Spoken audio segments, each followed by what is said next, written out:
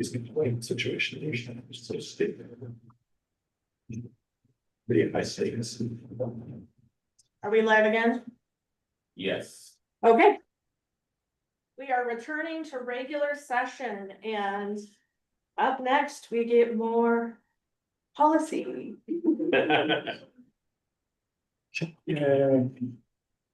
So this is the Christina show for a little while here. Yep. I will say just as a side, after we go through this, we have, I think there's 4 more that I will bring during the August 4 meeting, and then we will have gotten caught up on our policy update from OSBA up to this point. They usually send out one later in the summer again, so don't worry, we'll be behind again and be playing catch up to do more policy, updates in the future. I feel like with policy, it's either feast or famine. We will either get a million at once or it's that good. It'll be quiet for another year. And then the next legislative session will change the laws again. Yeah, And then especially in the it'll full be session. about 6 to 9 months after that session that we'll get a whole new batch to update. The thing I will say about the policies that are here that are under the human resources umbrella is that in practice, the clarifications that they added to this in the policy, we were already doing in practice because we keep up with the updates and the recommended practice changes that happen out of these policies. So it was actually very interesting to me to be like, well, we already do this. Sure, we'll go ahead. Like the veteran, adding the state service member preference. We didn't necessarily have that language in our veterans preference process, but we had the process in place. So for us, it was just literally an addition of state service member being added into our veteran. So that's what you see in GBA.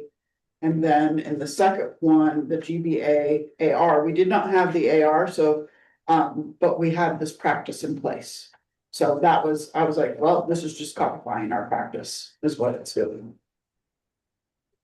So I'll pause if there's questions. For state service member, is that National National Guard? Okay, that's what I was thinking. Yep. Just wanted to clarify. The next one for policy GBM, JBA, sexual harassment. Again, some changes in the law.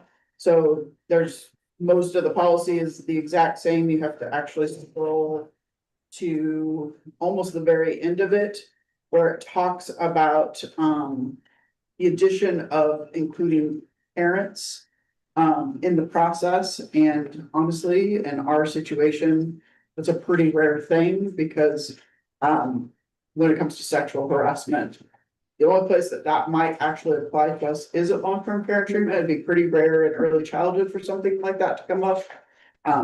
We'd be talking about child abuse there instead of harassment. And so this is something that we're doing just because it's part of the law, but it isn't as applicable to us as ESD. That helped me a lot when I was looking at these 2 policies. Then the next one, sick time. So there's a difference between sick time and sick leave. They are different policies. Sick time is just essentially the guarantee that, because in places before this went in, there were places where people didn't have guaranteed sick leave. And this ensured that we have always had, sick leave that covered the sick time law. And so this is just kind of clarifying, it's adding ESDs weren't part of the original policy, it was just districts. So you'll see that in the very beginning of it. And then it's just adding some additional revisions to the law that happened over time to make sure that our policy is up to date. They're very subtle, small changes. Really just about references. Yes. Yeah, I was gonna ask, what is the difference between sick time and? Marco, you want to mention something? We have this ongoing conversation. about So in practice, nothing at all. Okay. But there's a requirement that you provide this sick time thing, so we track it as its own entity. If you provide sick leave, you have also provided sick time. So it stays compliant over here, which is terrific for that. However, the auditors don't like it because it conflicts with something that would be on our books if you read sick time as sick leave. So we like that. Okay, Because that's all. But in practice, there really is no difference between the two. okay, That's ultimately a liability in the eyes of. Yes. Right? Yes, yeah. We'll sit. Yes, and the manner that the sick time is written down as to what does or doesn't carry over doesn't comply with the same way that we carry over more sick leave, and it looks like we do something contrary to what we say. So we have to clarify that every year. So where does Oregon paid leave go then? That's not part of it, separate, it's totally separate, it's a protected leave. Wouldn't that be the same as FMLA though? No, it's also separate. It's separate from that. There's FMLA, there's Overflow. OFLA, and then there's, And and then, then Oregon paid leave, and they're all separate things. That's different than this. Yeah. Because I'm just reading that sentence which says when the reason of sick time is consistent with FMLA, DFMLI, or oh, yeah. or FLOC leave. Isn't Oregon paid leave also consistent with those two? where, what line? It's the second paragraph, or really the first full paragraph on the top of page 51.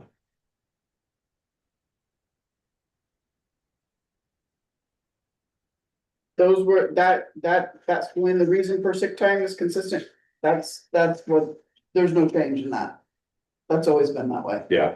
Yeah, I guess I'm asking for clarification. If I may, it is that this is talking about the reason. If the reason for sick time is consistent with those rules, Okay, then it means that they run concurrently, They that get you're not, they don't get stacked. They get put together stacked like this, and they go together. It's not like, oh, we go along with this amount of leave and then we pick it up with this next amount of leave. They happen at the same time. So You don't. it's a process. They're just. Each of these has their own criteria for how you qualify or don't qualify. And sometimes you qualify for multiple ones, and Mhm. And not others. Deidre, our benefit specialist, literally has spreadsheets that she builds yeah. to ensure that if someone qualifies for multiple ones, Mhm. they're getting the full extent of that And qualification. this language is just here to make sure that we are following the law as it relates to these things, as sick time relates to FMLA and Oakland, that we are following the expectations of the law of those. Okay, It's honestly, it's so complex. We could spend an entire work session on these things and it would never hit your radar screen because it's all made up. I understand Yeah. that. No, I understand that. I just want clarity because again, like you said, we want to make sure we're in compliance with the law. Yep. And so that is why I'm asking for clarification, because my understanding was Oregon paid leave, because it is a state leave, and the staff have access to that. That is why I'm asking, like, where does Oregon paid leave fall under this? Because it's also in a way related to sick, depending on the Yeah. situation of why you're getting Oregon paid leave. It's related because it's a type of leave, but it is not related directly to sick time at all. The main reason why sick time came in place, like we talked about earlier, was primarily because Oregon legislators were trying to put forward, and they did put forward this law, that pressed on mostly private businesses that were not providing any leave to their employees whatsoever. And so it was giving protected sick time leave for people. But Oregon paid leave, that law is totally separate. And people qualify for that a different way. And that actually can, stack. There's different ways that depending on the person's situation, that like what the timeline does. I do have another question, just for clarification, about approved sick time. So, because it says it doesn't have any value upon termination, but are you able, like if someone was working for the ESD, LBLESD, but then they moved to Willamette ESD? So they could take potentially sick leave. Okay, so now, This is where sick time and sick leave are okay, different things. And yes, in the state of Oregon, if you go to another district and you came from a Oregon school district, if that district will accept it, you can bring carry forward sick leave. okay, but Yeah, not sick. yeah. time. And in our case, and like most school districts, sick leave It's approved. is accrued and it covers us for the sick time law. Yeah. And so they're not stacked in terms of like, oh, well, I have this sick leave and I have this, yeah. and I have this. They're The the sick same. time the sick time is not portable, sick leave is portable, and so in that circumstance that you brought up. Absolutely, somebody would, if the incoming district allows it, you can bring up to, I think it's up to 660 hours if I remember. Okay, It's quite a bit. And that's the leave that they've earned. That's the leave that they've earned, yeah. And every school district has different, because oftentimes those are negotiated through CBAs, so. Makes sense. All right, sexual harassment, so this is. Essentially the same addition as I guess it would have been the second. Why do we have both? That was one of my questions. I think it's because the order, it's GBN, GBA, and then it's GBA, GBM, is that right? It's Yeah. the same policy sits in two Two sections of the sections of library, it. Okay, Yeah. and they need to cover both sections. Shows one is a student and the other, okay, I see. yeah, understand. Yeah. That makes sense. But it's the It same is the language. same. Yeah. Yeah. So. That's a good place. The last one is, again, these are updates that, because here's the fun thing, Miriam, is that. It feels like every year they update something related to Oklahoma. So this is again, just making sure that we have the most current version. And we literally go to a training every summer. We send at least one person to a training with the state HR agency.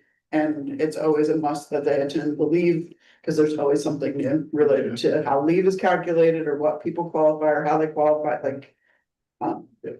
Deidre's job literally changes every year a little. And interestingly enough, this is where, it kind of in Christina's early comments here, is that we're usually in compliance with that law prior to OSBA updating the policy. Yeah. So here we are, a full About a year 10 months, 11 months later, talking about a policy that we in are. which we implemented all of those requirements last summer. So, yeah. It's nice to live in a state that is so conscious of workers and yet. How incredibly difficult. So maybe I'm only saying this so that there's a legislator somewhere that has nothing better to do on July 21st than watch this Yeah. meeting. Out of all that they could be watching, where I say how incredibly difficult it is. To administer all of this. Yeah. Man. Extremely complicated. Yeah. Please. And this is a long policy.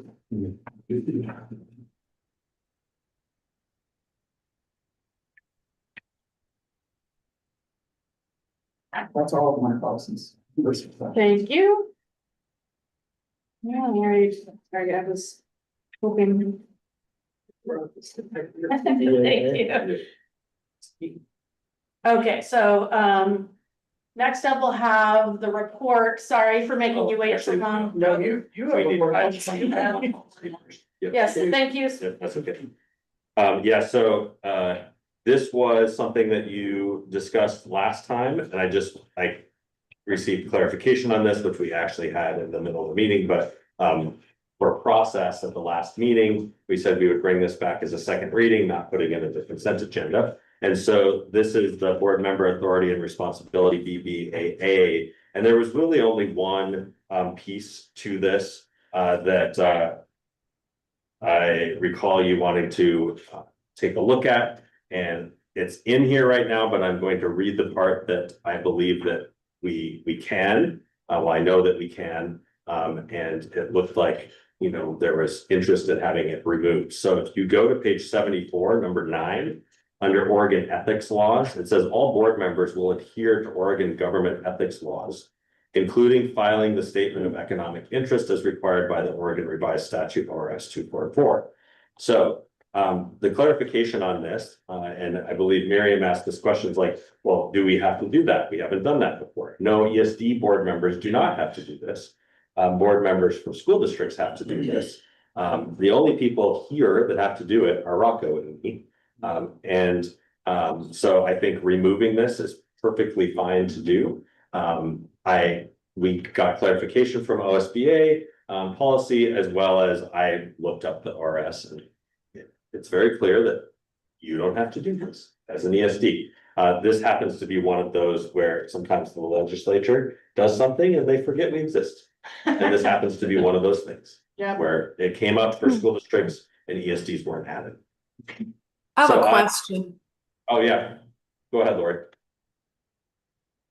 I don't really know what that economic interest statement would be and why school boards must and we don't. I just don't understand.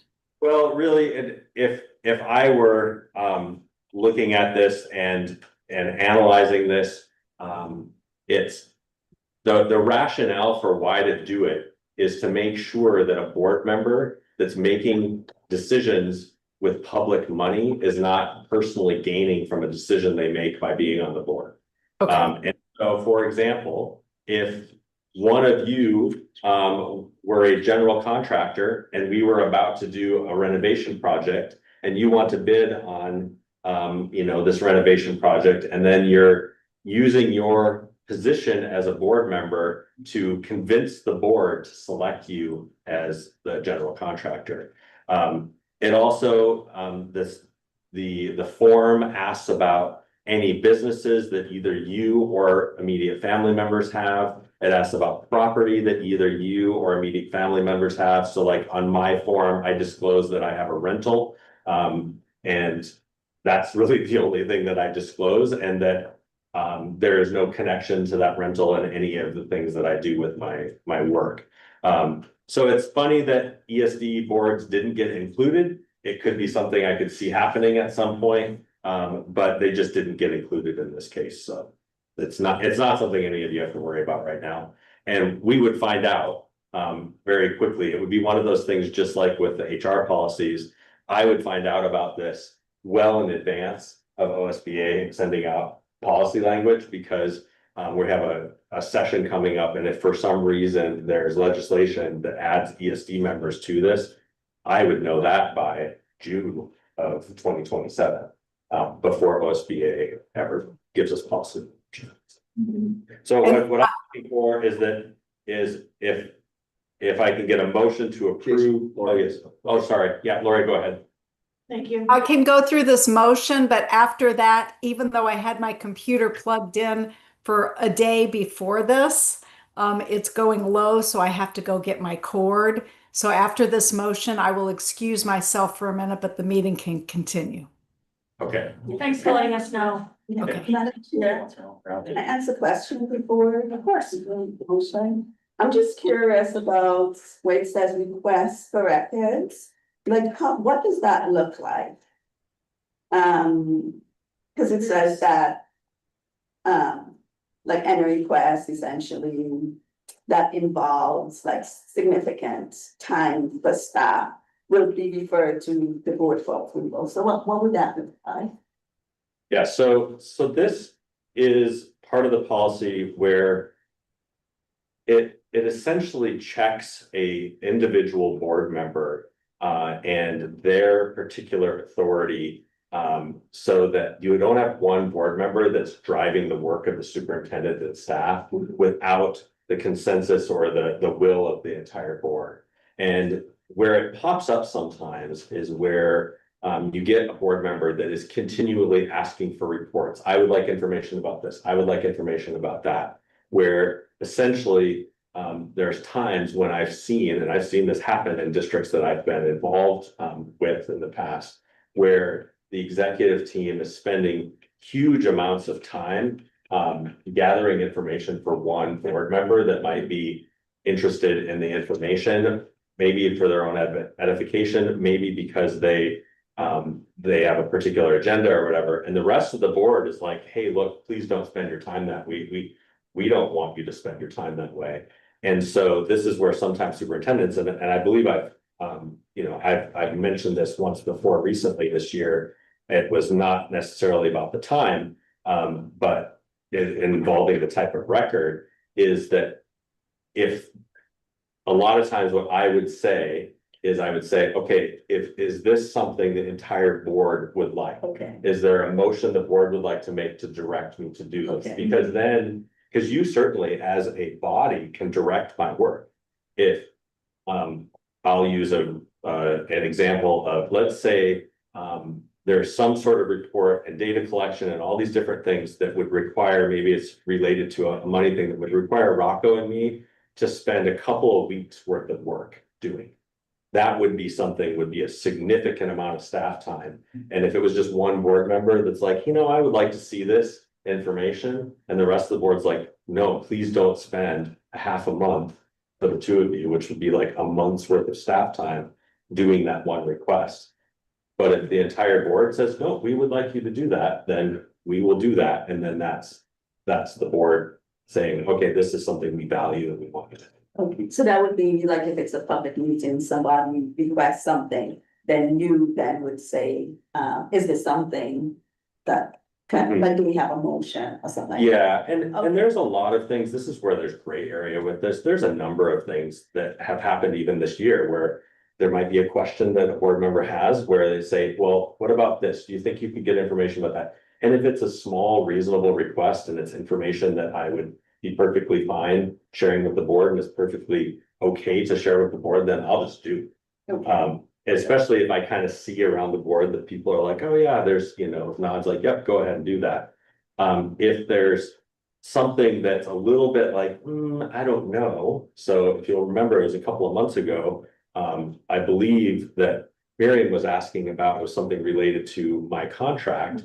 And, would I share a document that was produced by my professional organization? And I was like, I don't feel comfortable doing that. Like that's not a document that was created for you as the board. That would fall under a confidential record. It was for me. Yeah. And I referenced it, but it doesn't mean that, because one board member asked for it, then I'm going to give that. So that's where there's Well, nuance. I appreciate There's that, nuances Jason. there. Yeah, I just wondered what it looks like. Totally. Yeah, it's a really good question. And usually though, this language is used, when you have a board member that is just peppering executive staff with report requests and things like that over and over. And pretty soon it's kind of like, okay, well, look, would you like me to be superintendent? Or would you like me to spend my time producing documents for the board to read? So that's where it goes. Good question. I hate to rush discussion, but I'm just looking at the clock and then saying we have several things left on our agenda. Well, I do have something. I've been waiting on everybody to speak. Oh, sorry. So I've been waiting my turn and trying to be respectful. ahead. So I do have something to ask before we close this out, because I did mention this earlier in the mandatory reporting, and I do see it here. Is there a way for this to indicate how the mandatory reporting is done? Because I know there's training, so is there a way to mention, put that language in there, the mandatory reporting, even though we are obligated and to do that? How we go about and how we gain, how to do it is through training. And so is there a way to indicate through Safe Schools, the board members are gonna go through the mandatory reporting, so that way they know which procedural steps to take?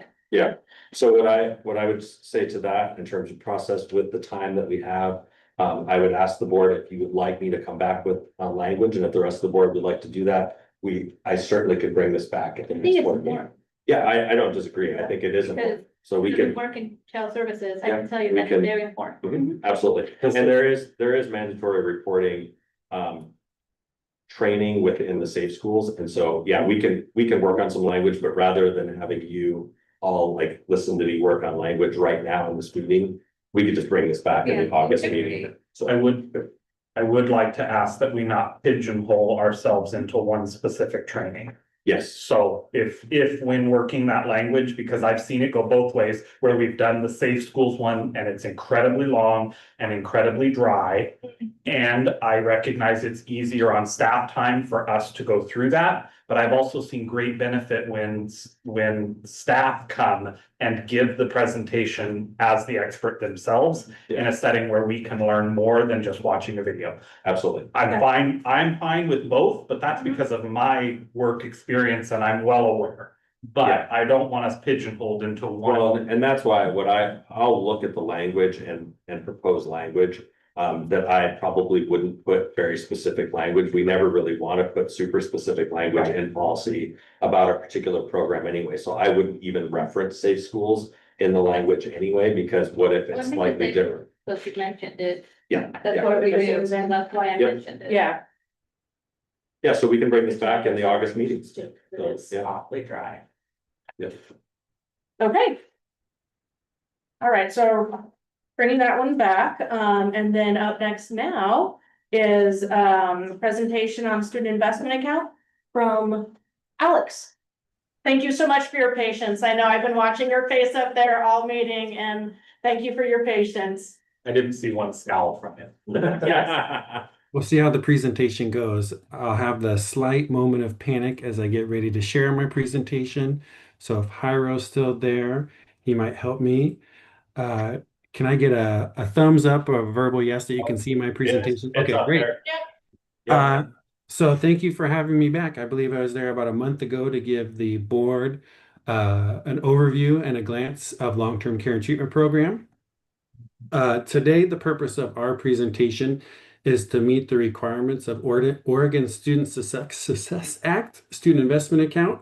At the end of this, we are requesting formal board approval for our submission to ODE. And this presentation represents estimates totaling about $155,000 to long-term care and treatment for our 3 school programs. And this presentation is meant to do an overview of our findings and recommendations. The planning process was fantastic and cool. I had a lot of great support from our ESD and our partners. And that process had phases of community engagement, needs assessment, the plan development, and we're here for the board review today. Everything aligns with our ESD's continuous improvement plan, our equity lens. For those board members who've already came to long-term care and treatment, we heavily used our 5 pillars of student engagement. These also coincide with Oregon Department of Education Student Success Act and our integrated education and behavioral health partnerships with Trillium and Old Mill Center. Our outcomes from our findings were that our programs and our partners see a desire for increased equitable outcomes to learning, improved student engagement and regulation strategies when in our programs, strong and strengthened transitions for when they leave our school and go back to a neighborhood school, as well as supporting graduation and post-secondary readiness. Here is a brief summary of what we found from our community engagement.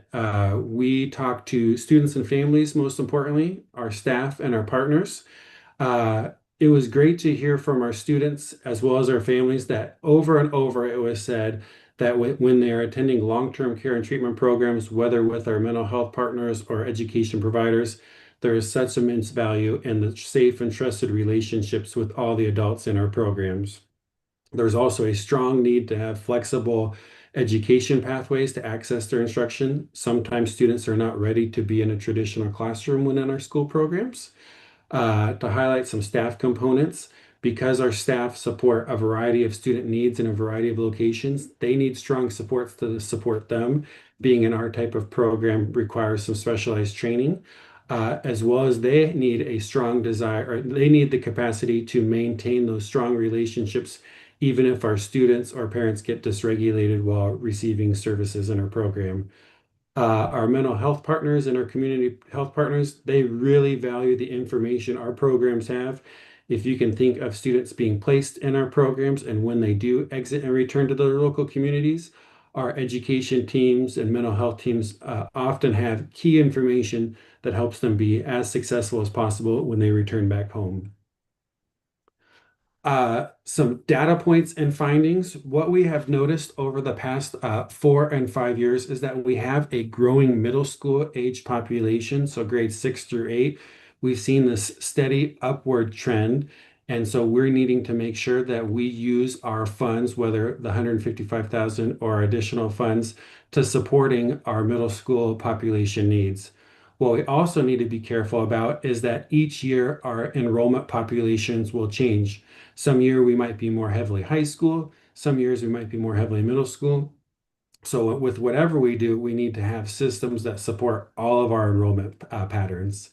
We know that students need equitable access to learning. Sometimes our students are not ready to come to our traditional classrooms, so our teachers need to have and staff need to have the ability to go to them or to meet them physically where they're at or socially, emotionally where they're at. We also know that the more safe, trusted education support adults supporting them, the better chance for success they have.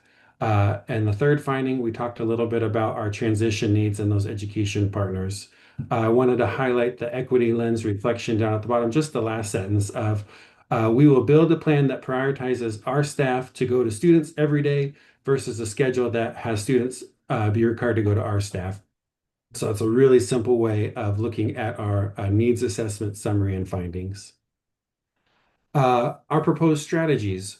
So in using these funds, we want to ensure that we increase direct student support capacity, which could look like a certified teacher, that could look like an instructional support specialist, could look like myself or any member of our team having a structured check-in to support students. Sometimes that looks like schoolwork, sometimes that looks like planning, sometimes that just looks like listening. We also know that we want to reduce student to teacher ratios at all grade bands.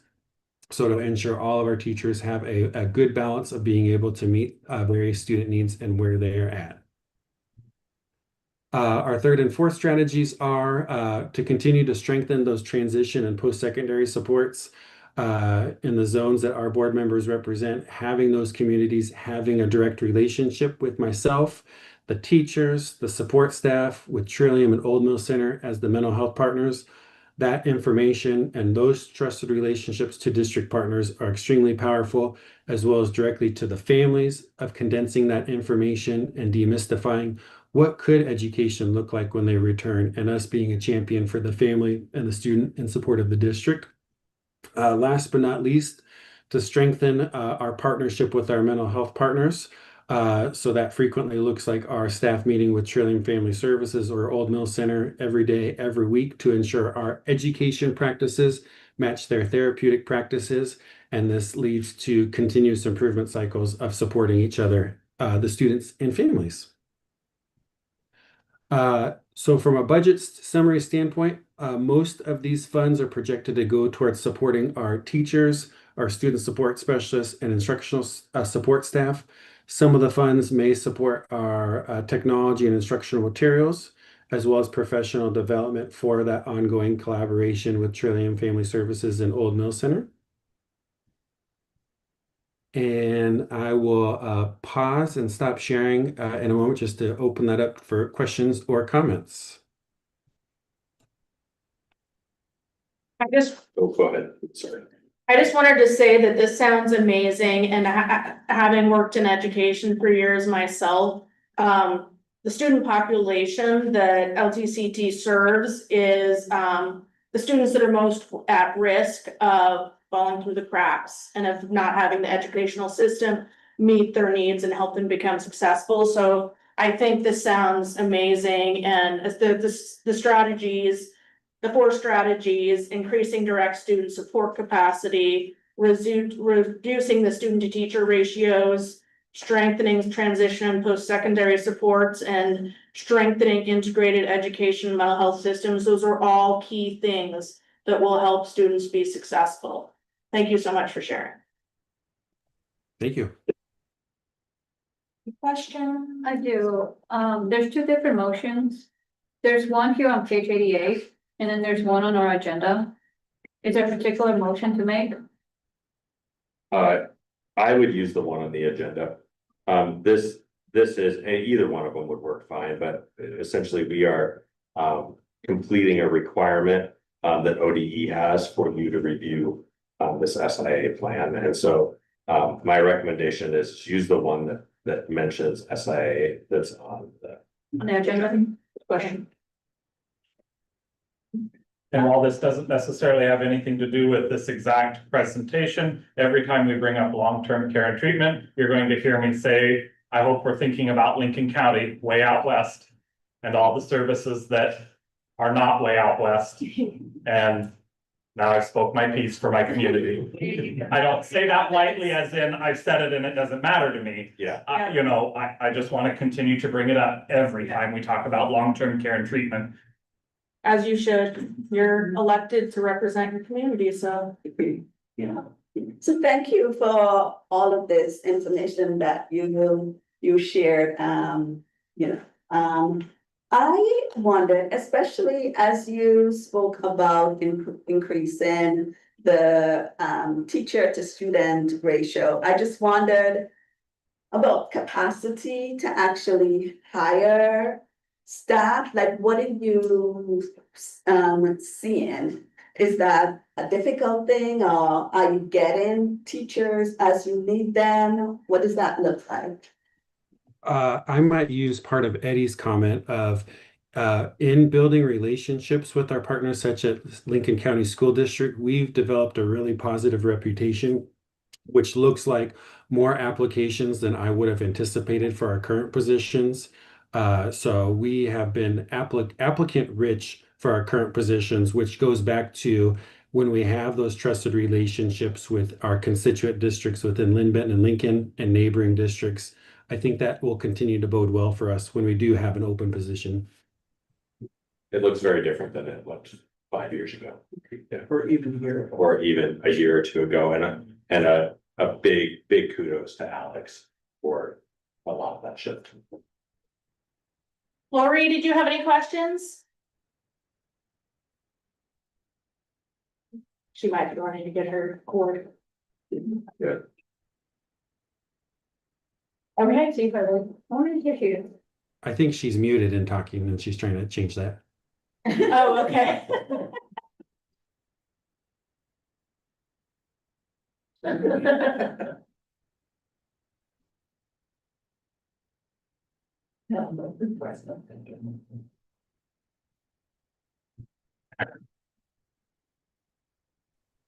There you go. You hear me now? Now, Yep. we can, yes. It's amazing because my laptop is a touch screen and this one is not, and so another technical. I am just so impressed that you have this wealth of applicants that really speaks to me. I know that was not a place that people wanted to work, and that's thrilling. And I totally support this plan. I think it's wonderful.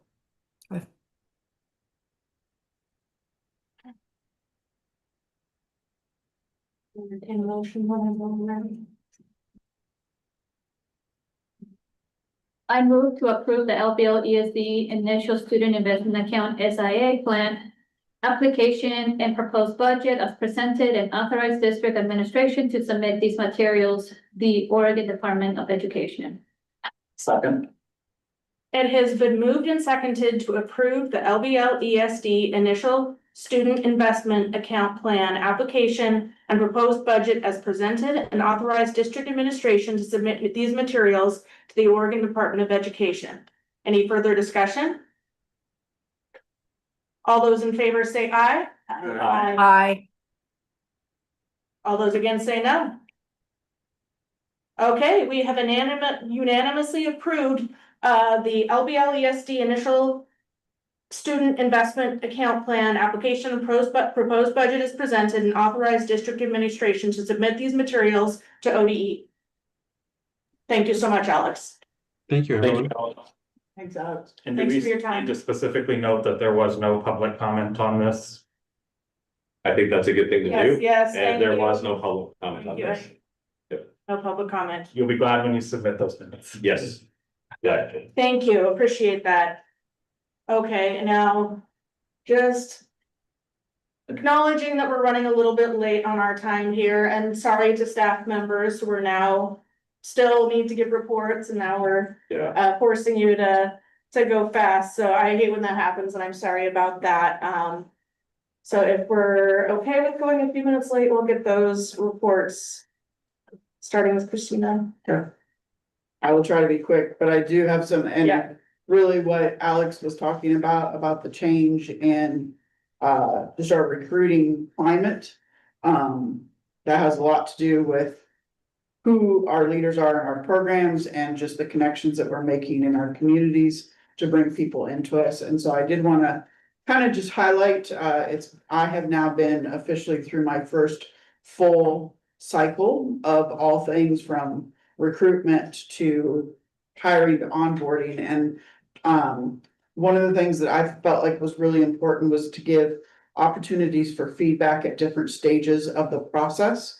And so I have two data points that I just wanted to share. One is around retention. So one of the things that we did this year was we completely revamped our process called stay interviews, which take place about 6 months into a new employee's tenure with us, where they actually sit down with their supervisor, or they have the option to do an alternative survey and kind of let us know through a series of questions and an interview of how things are going. And that information and data is collected, and then we analyze it and create a report for each person that then also goes back to the administrator. And what I did is I collected all of those reports into one kind of comprehensive report. And it's out of a scale of 5, so just to reference that. And from this first round of state interviews that we did from last year's cohort that was hired, we have an overall retention health score of 4.53 out of 5, which is labeled as high engagement or flourishing. And one of the things that Gallup tells us about onboarding is onboarding, if it's not exceptional, it's a waste of time. Average is not good enough when it comes to onboarding. So we really are seeking that high level of retention in our onboarding processes. One of the highlights of the information that came back from staff was a very high psychological safety and trust rating, that they're not afraid not just to share what's going well, but also what they're struggling with, or when they give feedback about what could be better, that they're not afraid to have those conversations with their direct supervisor. So that's a key highlight. Last year's cohort of hires, the initial cohort was fairly small, but then we continued to hire throughout the year. And we had a really strong retention in that cohort. We had one classified staff member leave to move into a licensed position. So it's an exit, but it's an exit to another position. We did have 2 classified staff members resign. We had a temporary person move into a licensed position. We have 3 contract house staff members that are staying with us as actual licensed folks this year. And then we had a substitute also move into a licensed position. So people that are coming into us through alternative ways are staying with us in positions. The other thing that I kind of revamped this last year was our new employee orientation, both the initial one in August, and then we did what we called mini neos. I did 4 of them throughout the year because we were continuing to hire staff throughout the year. And so we did feedback survey on the initial one, but also from the minis. And again, our average scores were somewhere around 4.5. The lowest score out of all of them was a 4.17. Again, in the satisfaction of what they saw out of that, they really appreciated the cohort aspect of this, the peer-to-peer networking, that every group, even in the minis, had 3 or 4 people that were new at that same time. And so they met somebody else that was like the new kid at the lunch table, so to speak. They also really appreciated at the initial one that Jason took so much of his time, and the leadership team was there to actually be part of the onboarding. And then that kind of echoed its way through the minis, because I was the one that led the minis. So the fact that the executive director of HR took time to meet with individual staff and onboard them in a mini version of it, they recognized that leadership is very hands-on in that regards. And so that was recognized. Last year's cohort total, we hired 37 people. This year's cohort, as of today, we're at 32. So the biggest difference was that at the beginning of the year, we only had 18 of those people. So we hired another almost 18 Wow. throughout the year last year. I think it's a huge kudos to the entire team, of the fact that we're at 32 for our beginning of the year. So we have a couple positions left to fill, but that shows that we have really put some time and effort into better recruitment, better hiring processes, and really getting people into positions that really are the best fit for the program and for them. Huge thing that has changed for us is the move away from contract house folks into licensed staff. I have 18 licensed staff starting in August. Last year we had 15 contract house people because we couldn't get licensed staff. So we have 3 contract house, new contract house. We have some continuing contract house stuff. We're always gonna have that. There are just some, AAC is a really good example of augmentative, right. Management communication. Communication. That's just a hard one to fill. It's a very specialized thing, and it may, we might get lucky and get someone into that position our goal is like, if we can get a contractor to really like it and then stick, we'd love to do that as well. So, that really was just, I wanted you to have kind of an idea of where we're at, and then to offer an open invitation. I was late on this last year. I didn't offer this invitation until August, so I'm offering it in July. Mark your calendars now. August 27th is our new employee orientation. It goes from 8 o'clock to 4 o'clock. You don't have to be there all day. But if you wanted to drop in and join us, we're gonna be down here in the conference center all day long. And so you all are welcome to join us. Say it one more time, August 27th. Oh, 27. Yep. Okay. And, Thursday. Thursday. can we get an invite? Yeah, we'll have Lisa and or Dina send an invite to you for those. Perfect, cause calendar invites Mhm. help Yep. me Yeah. a lot. But we're gonna have 32 folks Yeah. attending, so Yeah, I think probably 35 by the time we're done. just underscoring the last part of what Christina talked about, I think is really huge, is that particularly for education positions, there is a season to hiring. And if you miss the season, it can be very difficult to find good staff.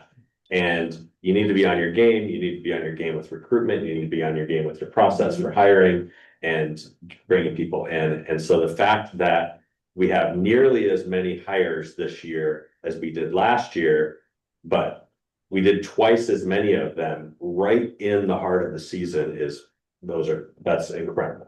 And so we have a lot to be proud of in terms of what that looks like. And that's not just an HR, that is the entire. That's an administration. entire administrative team, absolutely. It's a team effort. It's certainly HR gets kudos, Christina gets kudos, but also our administrative team and the process that they went through. I have a question. Work here and people want to stay working here. Yes. Congratulations for That's that. clear from what you shared, Yeah. thank you. Yes, Lori? I remember there was some discussion at one point, Christina, about some contract people that you couldn't hire because of the nature of that they weren't allowed to go into that position. Did you Yeah. get around that? In one situation this year, we actually bought out a contract because the person was so good, we did not want to lose them. We have a couple other folks that we're just gonna hang on to for another year and get them through their contract and then see if they're interested in staying around after that. But one of the things that we kind of made a strategic change was that we started inviting our contract house folks to be part of new employee orientation. Because even though they're not our direct employees, they need to know what we are and what we do because they're working through us. So that has shown up. The 3 that were shifting into a licensed position this year all attended new employee orientation last year. So we're gonna keep that going and see if that continues to pay off. So I cannot openly recruit them, but if we have a great place to work and they wanna stay, we'll make it happen when it can happen, so. I just wanted to comment on the fact that you guys are doing stay interviews instead of exit interviews, so you are having those conversations before it's too late, and that's amazing. The 6 month mark, 50% of staff, you will lose 50% of your staff at the 6 month mark. So it's what we call the canary in the coal mine. It's an opportunity to be like, there's concerns, and there were some subtle concerns that came out that administrators got the information, were able to make some subtle change. One was literally like, I'm in an office that doesn't have a window. Can I have someplace that is closer to a window? And it was an easy fix for the administrator. That makes you happy. Yep. Yeah. Right. We're doing that. I think that is such an impressive model, you know, because oftentimes we do wait until like the very end of the year. Yeah. Yeah. Exit interviews are what they call postmortems. They are interesting. You can get good data out of them, but I wanted to prioritize the stay first and then work on exits. Yeah. I know I brought this up before, sorry, go ahead. But I'm just gonna bring it up again because I know there is a model in business services. But are we sharing, or are we prepared to share? Are we thinking about sharing some of these amazing tips and tricks and processes with our component districts? Yes. Yeah, absolutely. So one of the things that our Visa superintendent group has asked for, as we've really, it's been in the meetings as we've talked about positive things going on, and we share with each other. I talked about, as I affectionately like to say, Professor Wonderly coming to talk with our administrative team, doing these modules and everything. The superintendents have asked, like, hey, could we do that and have some of those modules for district administrators? Because there's not a lot of HR training, especially for building principals and assistant principals and whatnot. The state HR organization actually is rolling out, and it's interesting because somebody that came into leadership in that group came out of the Corvallis School District as a retired HR director. And so they are actually going to run a series as well for schools. So they'll have a series, and then Christina and I talked about teaming up and doing a series with our component district. So we're putting something together in a calendar, and it's on the agenda for us to talk with the superintendent group about during that first September meeting. So That's a great idea because it really is compliments to you, Christina, that you are doing some pretty impressive things. And I just hope we can share that knowledge with our component districts. My question was the same thing, so. Thank you. Okay, Rocco. All right, let's get through this. First off, I included a non-standard memo in here and just a very brief moment to touch on it. Normally, when we send out a payment, particularly a very large payment, there is a contract underneath it, or there's an invoice that goes along with it, or something of that order. The transfer that we're making, since we are no longer the fiscal agent for OAESD, has none of the above because they were not a separate legal entity. So just for purposes of public disclosure of what's going on, so that when we have this $375,000 transfer and an auditor says, what is this? This is our documentation as to what it is, that it's known by the board. It's what we've been talking about for a year. So I just want to make sure that we included that. Moving along to the month itself, let's go to page 92. And let's take a little bit of a look at revenues. So revenues, we've reported so far $1.6 million of revenues for the month of June. Most of that in the charges for services. So at the end of the year, we start truing up everything that districts, particularly our component districts, are going to pay to us. That's mostly what's recorded. We will continue to record revenues in June. So for the most part, we talk about revenues and expenses on a cash basis as to what happened in the month.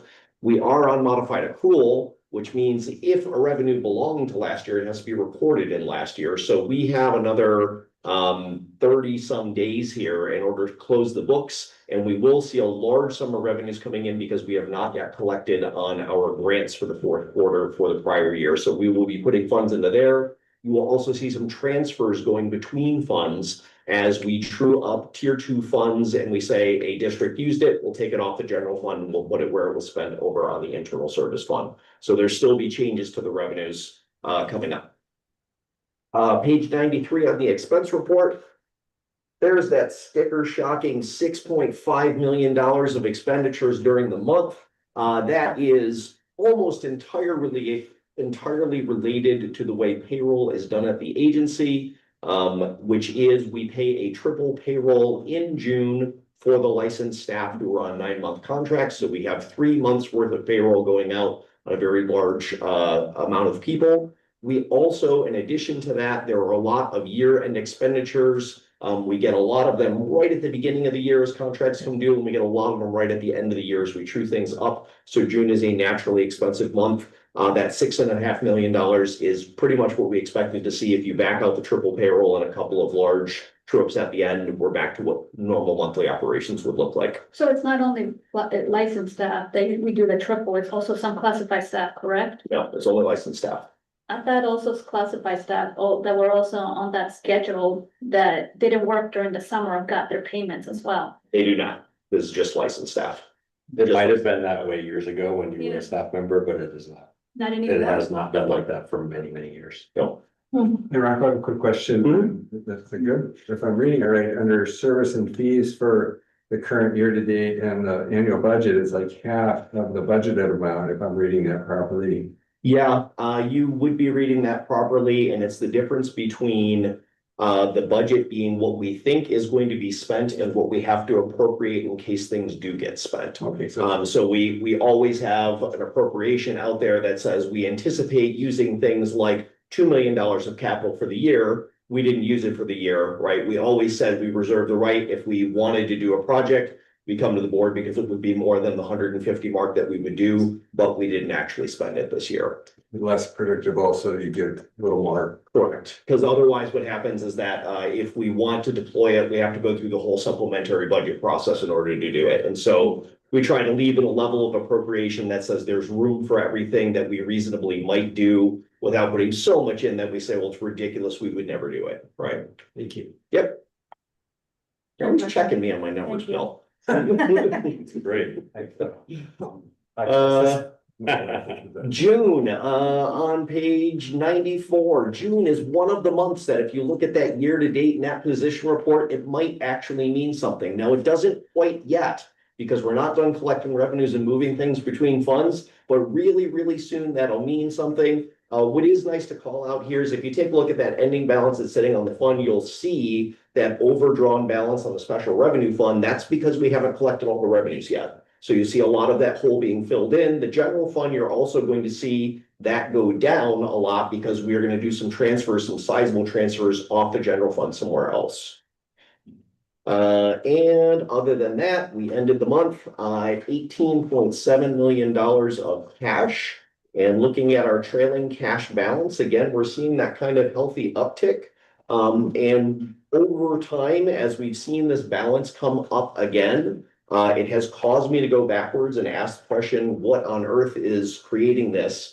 And what we're seeing more than anything else was the prior year was very low because of some very, very late payments that came in as a result of the lateness of the grants being executed. So we had a very, very low prior year, and then we've been faster on our claims this year, particularly because we've had pre-draws available. So you do see that differential that's in the average fund balance moving forward, but a very healthy balance moving forward from here. Interest rates are holding out at 4%. Any questions from anyone? I don't have a question, but I have a comment. Yes. It just still, every time I read these little missives that you write, I'm amazed that I'm actually interested in them and that they're so well written and I understand them. And I just greatly appreciate that. So thank you. All right. I'll put a special message in there for you next month. It's very good at providing context to the numbers that we're seeing in words that regular people can understand. Love it. Glad it's true. Appreciate it. I shared with Rocco that, and I think I've shared with you all before, I read through the board folder and then I upload the whole thing to that notebook LM, that form of AI that can generate ultimately a talk show based on the content you upload. And then I listen to it one more time on my way over here to the meeting. And I tell it, make it really in-depth. I have an 1.5 to 2 hour car ride, give it to me. And I think it's in love with Rocco. Because every month consistently, it's bragging about Rocco. And so this one was like, oh, you're good, I noticed here on the financial report that that there's a 6 whatever million dollar expenditure total going out. And if you're the member of a board in any other situation, you'd be calling people to fire him, because that's just unheard of when you were only bringing in 1.5. But rest assured, Rocco has a plan. Rocco is assuring you that this is very normal and very predictable because, and then it's summarizing his letter and it's all, but it loves Rocco. We robots get along. Robots love the other robots. That's awesome, Andy. Yeah. Okay. All right. Jason. Okay, I'll bring us home here. I can speed up a few things here. So I'm gonna go out of order and push a couple of these things off to the next meeting in August, because I think it's perfectly fine for us to do. So the first one, the customer satisfaction survey, I provided you with an executive summary. I won't get into that right now. My intent is to have an actual report with a slide deck for you. I actually have that prepared, but this was just a little bit of a preamble anyway. So during the August meeting, I will come back with information about the customer satisfaction survey. Page 98 and 99, you can read and be ready to ask questions next month.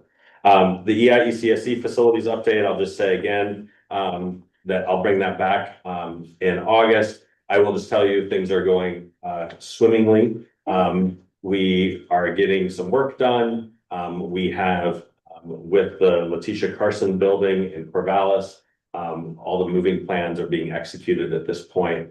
The building is basically going to be full with 2 renters and us. And so good stuff there. Our facilities coordinator, Lisa McConnell, is very busy between that and our elevator upgrade, which ironically is something that would have been really nice to not have this summer, considering I broke my foot. But I'm getting very strong going up and down the stairs, on 1 foot. So anyway, it's working. The next one is really just to check my email from July 1 regarding the AESA conference. This seems like a long ways away, and it is December 2nd through the 4th. We have 5 members of our executive team that are planning on going. I'm actually not planning on going myself this year. I want to try to have share the wealth, and have team going. So Nancy, Christina, Tim, Autumn, and Dina are going to go to the conference this year. We have set aside and reserved hotel rooms because that's actually the most challenging thing about going to a conference. And there's still plenty of time to register for the low conference rate. So take a look at the email. If you're interested in going to the conference, you can let Dina and Lisa know or me know. So that's something to think about. And I'll plan on going to this is an excellent conference. I like going to it, but thinking about having other people get an opportunity to go, I'm not necessarily going to go every year.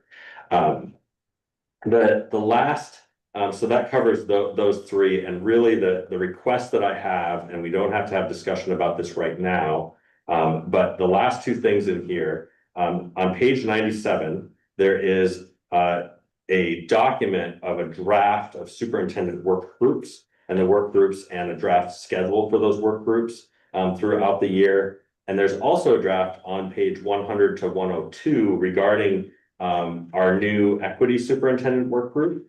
I am planning on having that work group meet prior to next month's board meeting. Thus far, Denise and Bill have volunteered to be a part of that. I can't remember if somebody else had shared if they wanted to be a part of it as well.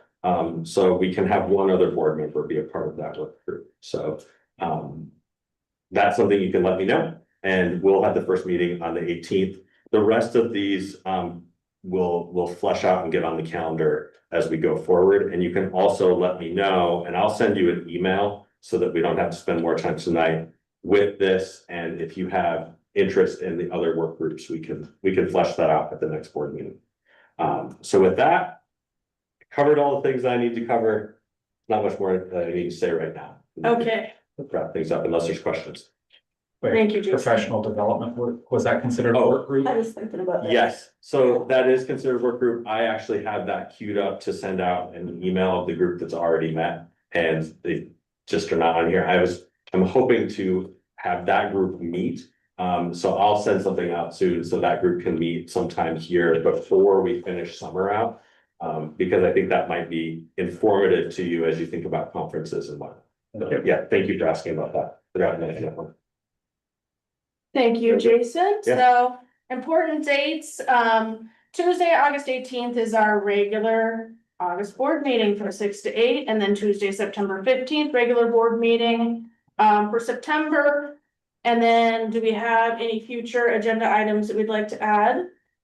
I would like us to consider a conversation about that new, what is it called? Education Accountability Act and how it impacts us at the ESD. Okay, Yeah. that sounds great. Yeah. Thank you. Good. Thanks, Jason. Yeah, absolutely. Anything else? Okay, thank you guys for the extra time tonight, and at